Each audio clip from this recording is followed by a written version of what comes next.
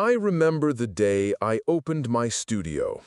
It was in one of those old warehouses, down by the industrial park, the kind of place that smells faintly of dust and forgotten ambition. But I saw potential, always did. I mean, everything deserves a second chance, right? That's what I believe. That's why I do what I do. Upcycling. Taking what's broken, what's discarded, and giving it a new breath, a new story. Losing my sister, it made me want to fix things, to make them whole again, even just a little bit. So I was there, surrounded by piles of forgotten things, the air humming with a weird kind of peace. Jazz music usually played soft in the background, a familiar comfort. I had my coffee, scrolled through emails, just another Tuesday. A normal Tuesday, or so I thought. I walked over to the large, chipped mirror in the corner, just to quickly push my hair out of my eyes. In that fleeting second, I saw it. My reflection. It didn't blink when I did, just stared back.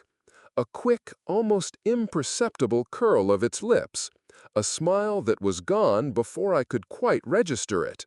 Then it caught up, synced, just like that. I blinked a few more times, really hard. God, Clara, I muttered to myself, you're just tired. Too much late-night work, that's all. But the feeling, that phantom touch of an invisible cobweb on my face, it lingered. I pushed it away, tried to focus. There were these old rusty keys I'd picked up from the recycling plant, the big one, down past the river. It was an odd place, a real labyrinth of discarded lives. But they had the best stuff, the stuff with character, Anyway, I was sifting through the metal scraps, looking for something to start my next project, some kind of woven tapestry of forgotten metal. That's when I saw them.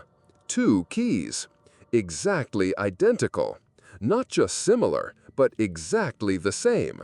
Same shape, same kind of rust, even the same peculiar worn indentations on the teeth, like they'd been used 1,000,000 times on the same lock. My breath hitched. That was weird, really weird. I threw them down on my workbench, a little too hard. Then the keys changed. One of them, the one on the left, it started to blur, just a little. It was like I could see right through it almost. It wasn't solid anymore, soft, like cloudy glass. And the wooden surface of the workbench underneath it, it seemed to get denser, darker, almost metallic. I stared, my throat suddenly dry, a tight knot in my stomach. What the hell was I looking at? I snatched the key that hadn't changed, the one that still felt solid, and grabbed my pliers, the old red-handled ones with the distinctive scratch from where I dropped them on concrete once. I clamped down hard, tried to bend it, but the pliers, they just slipped from my grip, clattered to the floor. The key? It dropped too, onto the tabletop, and it bent, effortlessly, softly, like it was made of warm plastic. Then, slowly, agonizingly, it straightened back out, like nothing had happened, like it was breathing. I just stood there, rooted to the spot. My heart thumped against my ribs, a panicked flutter. This wasn't right. This wasn't just late nights or my imagination. This was something else, something I couldn't just rationalize away.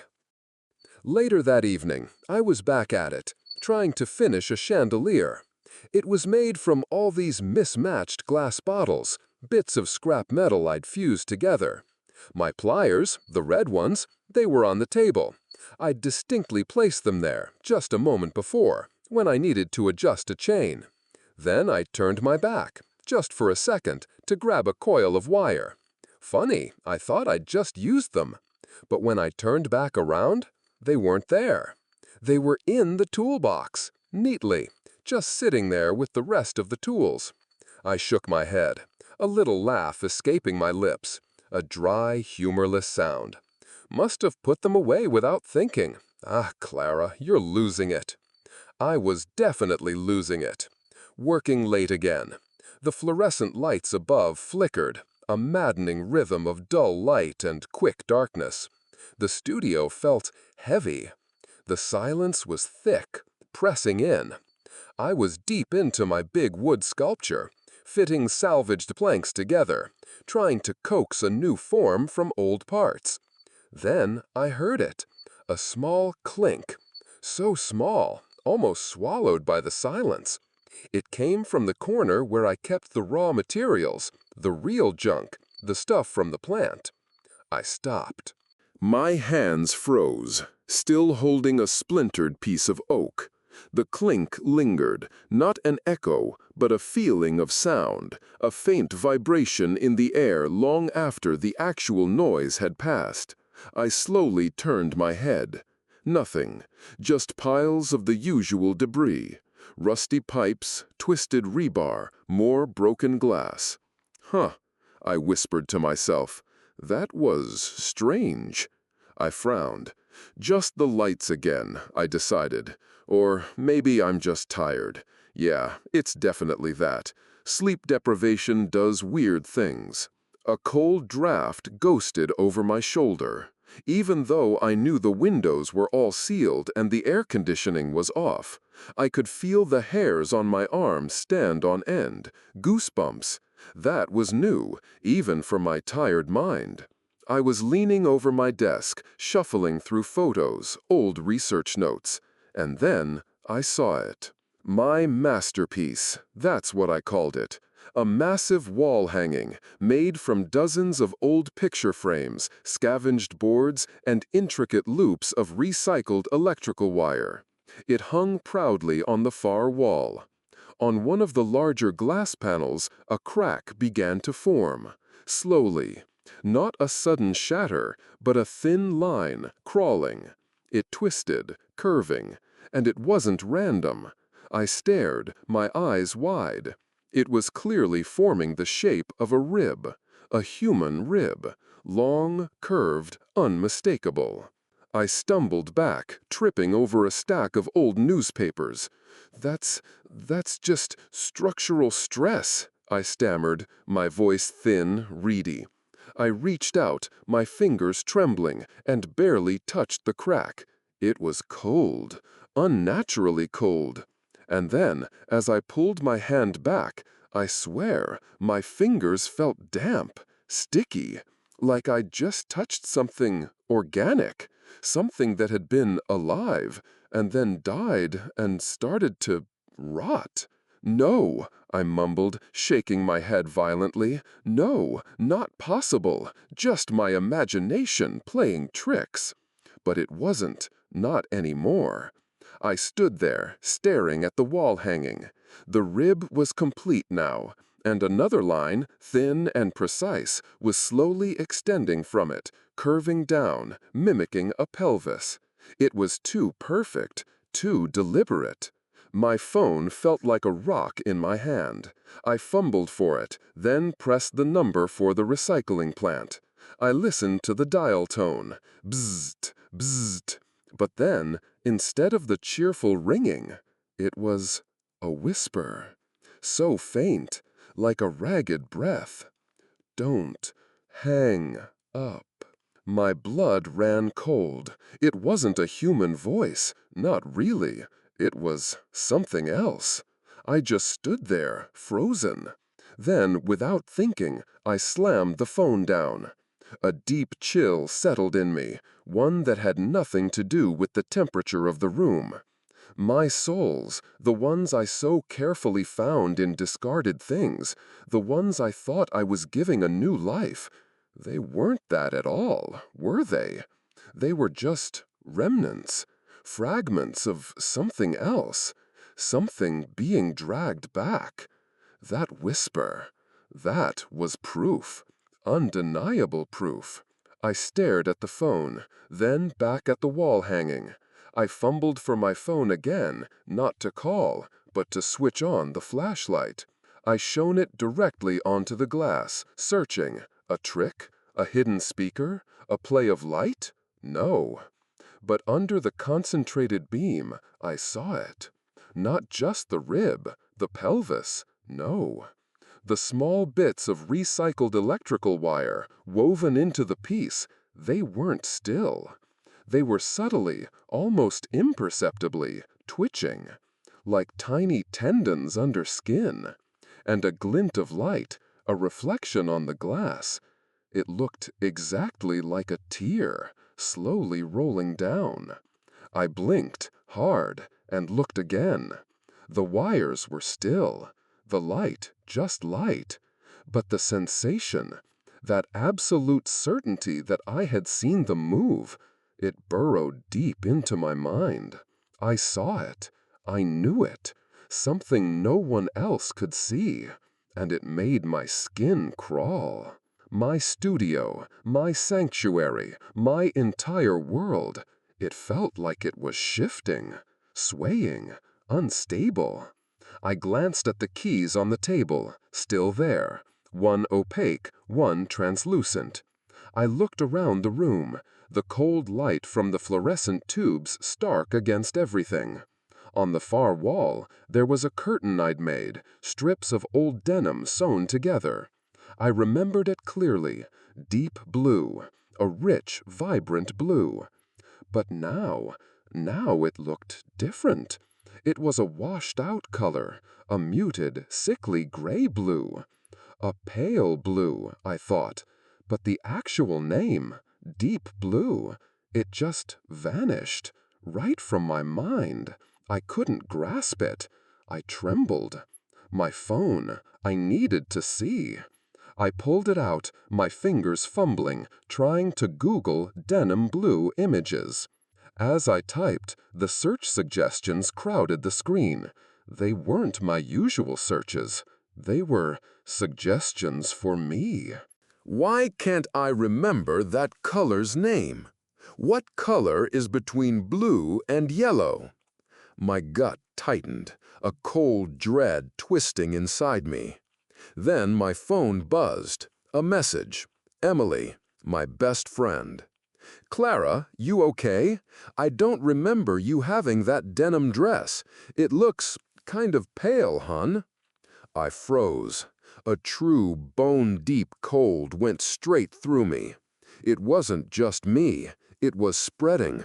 My reality. It was twisting itself, warping and breaking. It wasn't just my perception anymore. It was everything. Even something as basic as color itself. The foundation of what I saw, what I knew, was dissolving. And I was alone, truly alone, in this crumbling reality. I sank to the floor, the cold concrete seeping into my jeans. My studio, filled with the things I had given new life to, felt like it was watching me. The chandelier, made of bottles, it moved. Just a tiny shiver, a rattle of glass on wire. The wooden sculpture, it seemed to hunch, its form somehow more hunched. I stared at the wall hanging, the finished rib and pelvis now stark against the glass. And then, between the etched bones, a faint line appeared. Again. Not a crack, but fine, hair-thin etching, like a finger had traced it. It spelled out words, so thin, so delicate, but unmistakable. You are the material. You are all. I blinked, and then they were gone. The words, just the old scratched glass. I rubbed my eyes, again, harder this time. No, nothing. But when I lowered my hands, I saw it. A fine gray dust, like ash, covering my skin. So fine, so smooth, like I'd touched something that had been completely, utterly decomposed. This wasn't an illusion. This was real. This was proof. The direct, chilling words. I was being watched. I was being targeted. And the very nature of recycling, My entire purpose in life, it wasn't about new life at all. It was about something else, something horrifying, decomposition, and then recreation, a monstrous recreation. An invisible pressure built in the air, pushing down on me.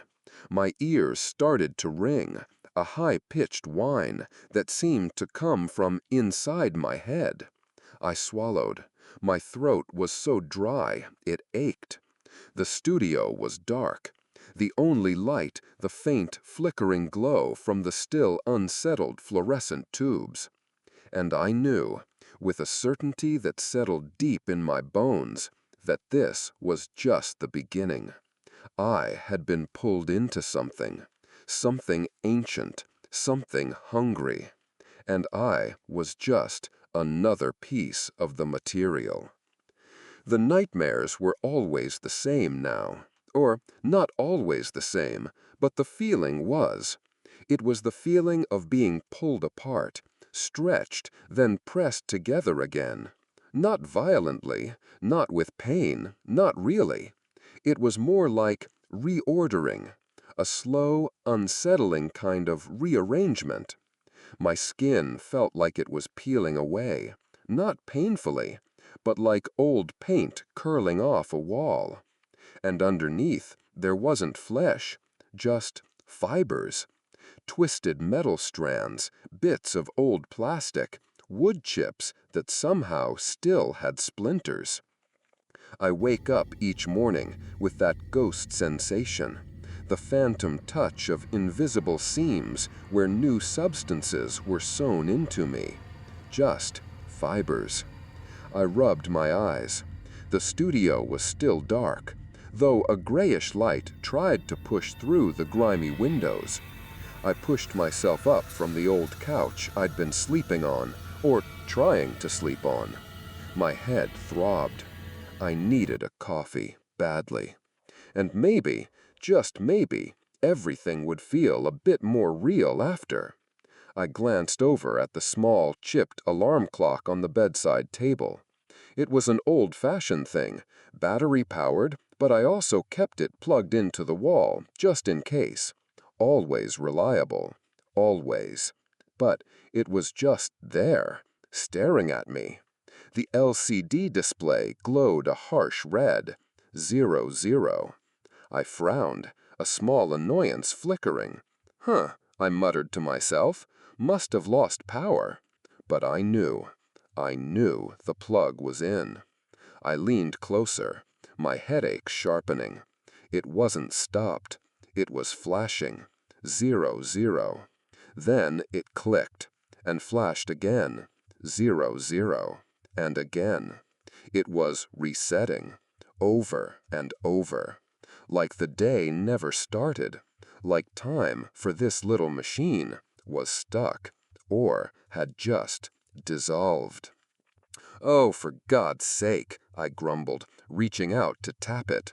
My hand stopped short. A small, almost imperceptible tremor ran through the plastic casing. It wasn't the kind of buzz a cheap clock makes. It was a shudder, like it was trying to catch its breath, or like it was trying to fight the constant reset.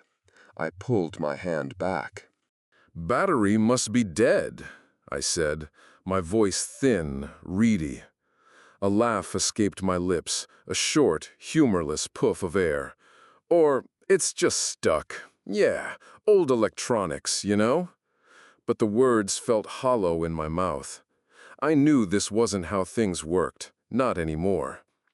I swung my legs over the side of the couch, the cold, concrete floor biting at my feet. Gotta get some coffee. Gotta make things normal again. Normal was a joke now, wasn't it? I walked over to my desk, my old laptop open where I'd left it. I needed to focus, research. That recycling plant down by the river, what was really going on there? And the disappearances. Emily, my best friend. The wallet.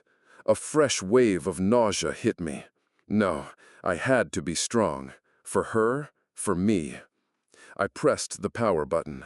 The screen flickered to life, showing my usual desktop background, a mosaic of brightly colored recycled materials. But it wasn't right. The colors were off, muted, like they'd been bleached. And then the text started to appear.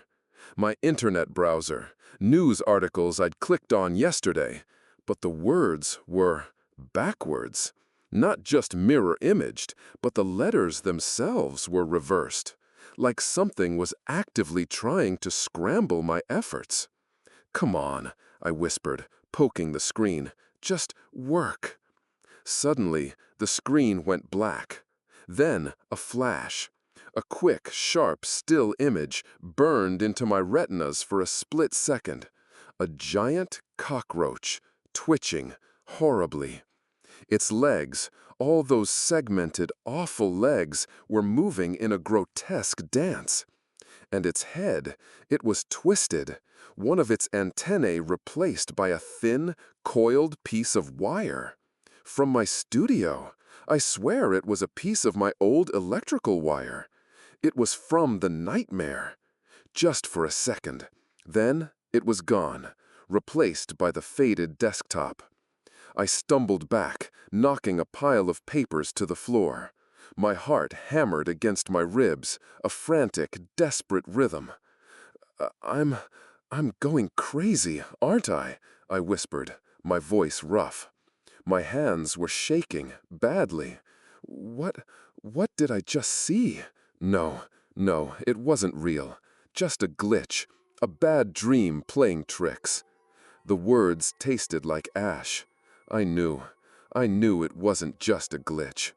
The fear was seeping out of my dreams, into the harsh light of reality. My own personal nightmare, now a part of the everyday. And so, I found myself driving. My old pickup rattled down the road, the engine coughing a bit, towards the plant. It felt longer this time, the road stretching out, the familiar landmarks looking different, twisted. The sky was gray, heavy, pressing down. It made everything seem darker, colder. I pulled up to the gate. It was exactly as I remembered it yesterday, the heavy steel barrier, and the old faded sign, swinging slightly in a breeze I couldn't feel on my face. Temporarily closed. But I could hear it. The low, guttural hum. Not really machinery, more like a groan. A grinding, sucking sound that made my teeth ache. It sounded like something internal, something being stretched and torn, then slurped up. My stomach lurched. I tried the gate, pushed it, hard. Metal groaned against concrete, but it didn't budge, not even a millimeter. It was set in the ground, heavy, solid. My hands were scraped raw against the rough, cold metal. I pushed again, putting all my weight into it. Nothing, just the protesting screech of old steel. I stumbled back, breathing hard, my chest aching. This was insane. Then, from the darkness behind the gate, in the narrow crack where the two sections met, I saw it. A finger. Thin, pale. So pale it looked like bone, or something washed out by stale water. It was long, too long, slowly, languidly, pushing the gate. From the inside. No sound this time, not even a whisper. The heavy gate, the one I couldn't move, opened. A slow, agonizing creak that I felt in my teeth. Just a sliver. Enough for me to see a dark, cavernous hallway beyond. I choked, stepping back, bumping into something in the bed of my truck. My heart hammered. No way, I breathed. Who just opened that? I peered into the gap, my eyes straining in the gloom. And then the smell hit me. Old metal, sharp and cold, mixed with something else. Something sweet and thick, like fresh meat, like blood. It clawed at the back of my throat. I gagged, leaning over, my stomach heaving. I wanted to run. I wanted to turn the truck around and never, ever look back. But I couldn't. Something held me there. An invisible hand pushing at the small of my back, guiding my feet forward. A cold, quiet insistence. Obedience wasn't just a choice anymore. It was a command. I stepped through the gap. The air inside was heavy, thick with the smell, and the sounds, the noise of it all. It wasn't the industrial drone of a factory anymore. It was more organic. A deep, wet gurgle, followed by a harsh scraping, like something being flayed alive. Then a sickening squelch. It made my skin crawl. The hallway was long, dark, illuminated only by a few bare, flickering bulbs high above. And then I saw the carts. Stacks of them lining the sides of the hallway. They were filled with the usual stuff. Plastic bottles, crushed aluminum cans, bundles of old newspaper, all piled high. My brain tried to latch on to the normality of it for a second. Yeah, just garbage, I rationalized, my voice catching in my throat. But then I saw it. Interspersed among the familiar discarded things, black canvas bags, wet, dark stains seeping through the fabric. They looked heavy. And then, sticking out of one particularly overflowing cart, a bone. Gnarly, twisted. Not an animal bone. Not like any I'd ever seen. It looked like a rib, maybe, but too thick, too coarse. The smell intensified. I swayed, my head spinning. The metallic tang, the sweetness of decay, the damp, earthy smell of something that had been buried too long. It was too much. The world tilted. My knees buckled, and I felt myself falling into darkness. When I came to, I was on my hands and knees, the cold concrete pressing into my palms. My head ached. The sounds were closer now, louder. I pushed myself up, slowly. My eyes landed on a conveyor belt, wide and slow. It moved steadily, carrying piles of refuse towards a large opening in the wall, where the sounds of grinding and slurping were the loudest. My gaze followed the belt, scanning the endless fragments. Broken glass, plastic shards, metal scraps. And then I saw it. A small leather wallet. Familiar, so familiar. Brown, worn at the edges. A small, distinctive scratch near the clasp. Emily's wallet. Her favorite one. The one she'd had for years. The one that had gone missing with her weeks ago. My breath hitched.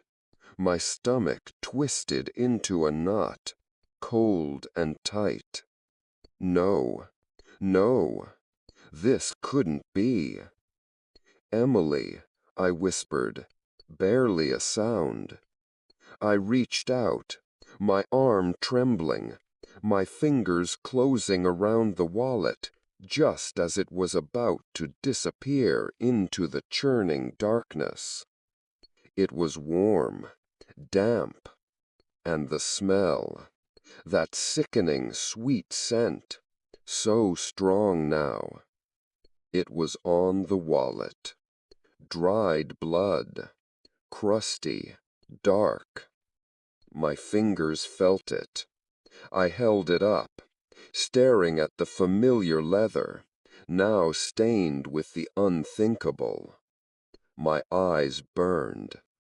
Tears welled up, blurring my vision. No, I choked out, a raw, guttural sob tearing its way from my chest. No, Emily, no. The sound of the machines, that grinding, slurping, tearing sound, it filled my ears, drowned out everything else. It wasn't just recycling materials. It was life. It was recycling life. Emily, my best friend. She wasn't gone. She was here. A component, a piece of the material. The terror was so immense it felt like a physical blow. The truth. This was the truth, and it couldn't be denied. I clutched the wallet against my chest, tears streaming down my face. My body shook with violent sobs. I turned, blindly, wanting to run, to escape. But then, as abruptly as if a switch had been flicked, the machines stopped. The grinding, the slurping, the tearing, all of it. Silence. Just a heavy, smothering silence. The only sound was my own ragged breathing, my frantic heartbeat pounding in my ears. From the far end of the hallway, a figure emerged. Tall, gaunt. It seemed to assemble itself from the shadows. Bits of metal glinted on its frame, woven into what looked like discarded fabric. A leg, a torso, an arm, all patched together. It wasn't moving, not exactly. It was more like unfurling itself, growing into existence. And then a voice. Not a human voice. It was deep, reverberating, like the sound of old rusty gears grinding against thick, damp wood, like metal scraping metal, like silk tearing slowly, a composite of discarded things given breath. Welcome home, Clara. My blood turned to ice. It knew my name. Your new work, the voice continued, stretching the words out, each syllable a slow, grinding sound, will be perfect. I felt something twist inside me, a cold, agonizing realization. It knew. It had always known. My studio, my obsession, my art. It wasn't just about the plant. It was about me. It had been watching, waiting. And it wasn't just about what I recycled. It was about how I felt, what I thought, what I grieved for. It was about turning my life, my very essence, into raw material. I stumbled back, tripping over my own feet, barely catching myself from falling. I had to get out. I had to go back to the studio somehow and make sense of this. No, not make sense, destroy it, burn it all down. I ran back out of that horrific place, through the now open gate, stumbling into the gray light of day. I didn't stop until I crashed through the door of my studio, slamming it shut behind me. I leaned against it, gasping for air, clutching Emily's wallet. It was still warm, still smelled of dried blood. I looked around my studio, bathed in the sickly fluorescent light. My sanctuary, my world. It was supposed to be safe here. I clicked the old, worn switch for the coffee maker. The gurgling sound was a small, familiar comfort. I needed to see familiar things. My gaze swept over my projects, the chandelier of glass bottles, the wall hanging with its intricate wires, my big wood sculpture, my art. These were the things I had found beauty in, given new life to. They were supposed to bring joy. But even as I tried to hold on to that thought, I noticed it. The faint, damp smell of mildew. Not from old wood, not from anything natural. It was there, just hanging in the air, like the studio walls themselves were weeping something ancient. My eyes fell on the large, abstract wood sculpture. It was my favorite. I loved how the different planks fit together, creating lines and angles, shadows and light. I had sculpted a kind of face into it, a suggestion of one, using smaller, more gnarled pieces of oak. But now it wasn't a suggestion. It was a smile, a wide, mocking smile. The gaps between the wooden planks, meant to be stylistic, now looked like uneven, rotting teeth. And the wood around them? It looked swollen, almost like gums. A cold draft swept through the room again, raising goosebumps on my arms. I felt a shiver run down my spine. "No," I whimpered. "Please, no." I recoiled, staring at the sculpture, my breath catching in my throat. "It's just an illusion," I whispered, the words catching. "I'm just tired, overwhelmed, that's all." My voice was a shaky tremor. My eyes darted around the room, trying to find anything at all, to ground me in reality. My gaze landed on an old hammer lying on my workbench. Heavy, solid. It was a tool of creation, but also destruction. I lunged for it, my fingers wrapping around the rough wooden handle. "I'll smash you," I growled, my voice gaining a desperate edge I barely recognized. "I'll smash all of it." I lifted the hammer, aiming for the face on the sculpture. But as I brought it down, a cold surge of energy shot through my arm. Not physical resistance, not a hand holding me back. It was internal, a sudden, paralyzing force that made my muscles lock. The hammer stopped, hovering inches above the wood. My hand, my arm, they weren't mine anymore. I couldn't move them. This cold, invisible pressure kept them still, suspended in mid-air. The smile on the wood sculpture widened further. I heard it this time, a low, mournful groan, like decaying wood creaking in pain. It seemed to come from deep within the sculpture, from the very joints of the old oak. And then, from the wall hanging, my other masterpiece, the one with the etched ribs and pelvis, the recycled electrical wires began to twitch, not subtly anymore. They flexed like tendons under skin, pulling taut, then slack. They lengthened, slowly, horrifyingly. They began to peel away from the wall, slithering down like thick, black snakes. The chairs in the corner, old mismatched pieces I'd upcycled, creaked. Their legs twisted, not just shifting, but contorting.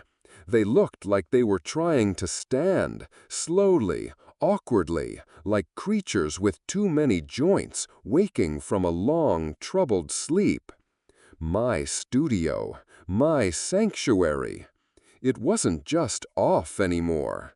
It was alive, but not with a new life, with something twisted. Something that should be inanimate, now moving with a sickening imitation of life.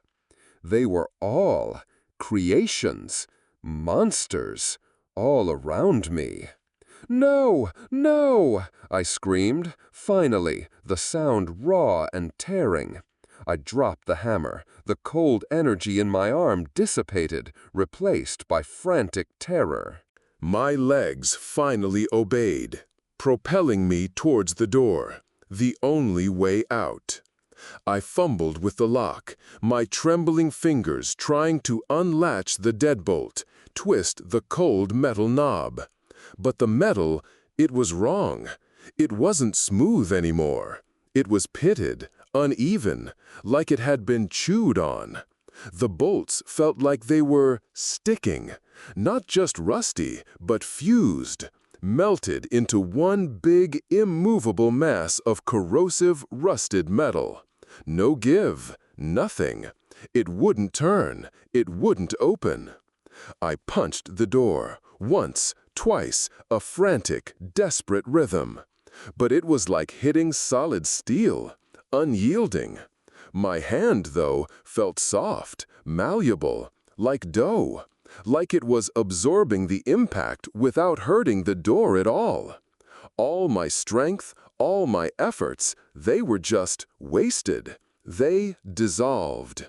I sank against the door, slipping to the floor, my breath coming in ragged gasps. Trapped. I was trapped. And my studio, my home, my art, they had turned into the cage. I huddled there on the cold floor, surrounded by my works. The horror had long passed the point of screaming. It was just there now, a cold, heavy presence. The creatures moved around me. My workbench, crafted from old wooden planks, now had too many legs. They moved, slow and deliberate, across the concrete floor, a low, scraping sound. And then the humanoid shape. My bottle man, made of mismatched glass bottles and tattered clothes, shambled towards me. It emitted sounds I couldn't understand, but recognized. Muffled, distorted, cries of pain. Not just bottles rattling, it was suffering. My eyes fell on my smartphone. It had fallen from my pocket during the struggle, lying face up on the floor. The screen was still on, displaying a photo editing app. An image of me. A picture I'd taken just a few weeks ago. Smiling, carefree, my face. But even as I watched, my smiling face began to vanish. Slowly, horrifyingly, it pixelated, then reformed. Not with skin. With tiny, glistening bits of metal and flecks of plastic. My eyes, my mouth, my hair, all replaced, bit by bit. The Clara in the picture was gone, replaced by a collage of waste materials. And then the voice came. Not from the phone, not from the humanoid, not from the workbench. It was from everywhere. From the walls, from the floor, from every single recycled object in my studio. A chorus of scraping metal, rustling fabric, cracking wood, all coalescing into one chilling, omnipresent voice. Perfect, Clara. The sounds gritted against each other. You are finally one of us. I felt it then, the true horror. A profound heaviness descended over me. My body felt wrong, like my blood was being replaced with thick, viscous scrap iron. My skin, it suddenly felt hard, cold, like sheet metal.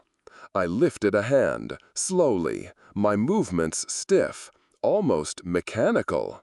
I touched my cheek. It was smooth, cold, the unmistakable feel of recycled plastic. Not my skin, not anymore. I tried to blink. My eyelids felt heavy. My vision, it lagged. A terrifying delay between the thought and the action. Half a second, a full second. It was like watching a glitching video. I stared at the vanishing image of myself on the phone, the metal and plastic slowly consuming the last vestiges of my humanity. There was nowhere to run, nothing to do. My own body, it was now the scene of their ghastly work. I don't know how I got out. I just remember the cold air, the distant city lights, and this ache. A deep, persistent ache in my bones now, a phantom itch under my skin. I remember the bus, the plastic seats, the dull hum of the engine. I was sitting there, trying to look normal, trying to be normal, trying to forget the feel of plastic on my own cheek, the way my eyes had lagged. My arm. There was a raw, red scratch from where I'd stumbled against a piece of twisted rebar, or maybe a broken frame, as I'd fled. It was long, ugly. But now, it wasn't just a scratch. Thin, black lines traced through the wound, like fine electrical wires weaving through the raw flesh. Stitches, but not stitches made by a needle and thread. They were moving, just barely, my phantom itch. I pressed my other hand against the scar, a strange creeping feeling spreading. I looked out the window. Trees, green leaves swaying gently in the breeze. So normal, so vibrant. But then, one of them, just a glimpse, it seemed to shiver. Not the leaves, the trunk itself. A deep, almost imperceptible quiver. And then, a dark, viscous sap began to ooze from a knot in its bark. Slowly, thickly, it flowed, gathering, and for a split second it formed an eye, a dark, liquid eye, staring directly into the bus, directly at me. I blinked, hard, and it was gone. Just a tree.